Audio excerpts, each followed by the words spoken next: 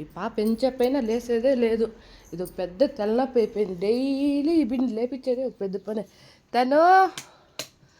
తను లేయమ్మా, ఎంచెప్పయింది.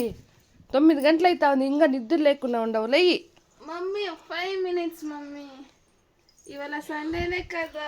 ఈరోజు శుక్రవారం, లేచి పూజ చేయాలి కదా. లేయి. మీ డాడీ కన్నా చూసినంటే ఒక తిడతాడు, అట్లా ఇట్లా తిట్టలేదు. లేయి మమ్మీ. 5 minutes mummy, please. లేస్తావా? కెట్టెత్తుకొని వస్తాను చూడు నేను ఇప్పుడు. Mummy please mummy, 5 minutes. లేస్తావా? కెట్టెత్తుకొని వస్తున్నా మమ్మీ.